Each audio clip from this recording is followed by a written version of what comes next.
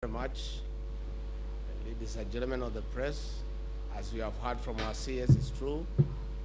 We have had a long meeting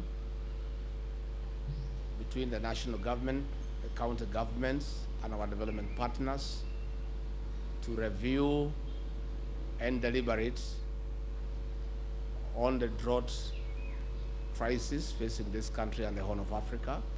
And we have taken time to get reports from across the country. And it is true that there is need for urgent intervention to save lives, to save livelihoods, and to make sure that no Kenyan dies from starvation, and to forestall the deaths that we have witnessed with our livestock across the country. We have agreed on several interventions that the national government will mobilize resources. Our county governments have agreed to provide resources, and our development partners have agreed to support us in a big way so that we can mitigate the effects of the drought, which is as a result of climate change and other factors. In a nutshell, there are several strategies that we have come up with, and one of them is that there has been a lack of coordination between the national government, the county governments, and our development partners, resulting to duplication of the various interventions. We have agreed that county steering teams are constituted and made operational. That will be chaired jointly by the governors and the county commissioners, and all the state and non-state actors will be members, and all those who are involved in the humanitarian intervention will be members of those committees. Because of the urgency of the required interventions, those committees have been convened for Tuesday in all the affected counties under the chairmanship of the governors, with the help of the county commissioners, to appraise the situation and identify the needs and the interventions that are so required, and come back to the National Secretariat that is domiciled here in my office for intervention and supply of relief food.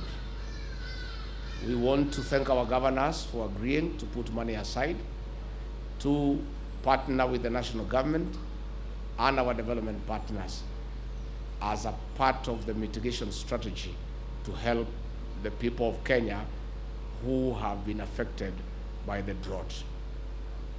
We have agreed that all water agencies across the country have mobilized 100 water buses that will be deployed in all the areas that have been badly affected to assist in getting water to human beings and livestock, so that we can address the water shortage that is prevalent in those areas. Again, the Kenya Defense Forces have agreed to provide water rigs to engage in an emergency drilling exercise to drill as many boreholes as practically possible in various parts of the country. Again, the Ministry of Water has given a proposal that we are discussing with the Treasury on how we can obtain more water tanks and also contribute in drilling more boreholes in the areas that are required.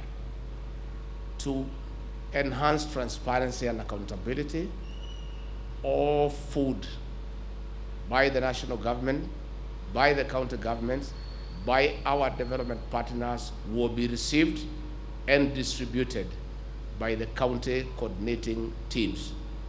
And all that food will be documented from the point of being received up to the distribution. We have also agreed with the county governors for transparency and accountability.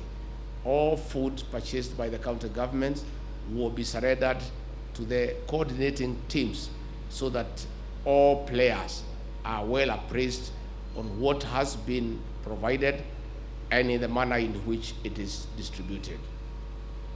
Finally, we want to appeal to our development partners and the international community to consider giving us more resources so that we can top up what the national government has put in place in addition to what the county governments will be able to put into place so that we can mitigate the crisis. Again, in terms of livestock intervention, we note with a lot of concern the destruction of livelihoods. Livestock herders who have lost livestock have become impoverished and their lives almost coming to a halt. As a part of the mitigation, we have agreed with the Kenya Meat Commission and the Kenya Red Cross within the ambit of the county coordinating teams that we shall purchase livestock for slaughtering and distribution to the needy population for feeding, and at the same time, we prepare corned beef for distribution to the schools so that our children are able to go to school without failure. In a nutshell, we want to assure the people of Kenya that our government, the county governments and our development partners are well coordinated, and we have agreed that we must make enough interventions to ensure that no Kenyan will die as a result of the starvation. We want to thank President William Ruto for being very proactive with this matter. This meeting has been convened at his request, and he has directed that every 10 days we meet so that we can appraise the situation and make the necessary interventions and keep him informed. For the purposes of the media and the Kenyan people to know what is happening, we have agreed and we have requested the Kenya Defense Forces to assist us to set up a command center in this office that will regularly brief the media and the people of Kenya on the interventions that are being made and the drought situation in general, so that we all move in the same direction. And this being a public matter, the public and the press is entitled to information on a weekly basis. So with those few remarks, I want to say thank you.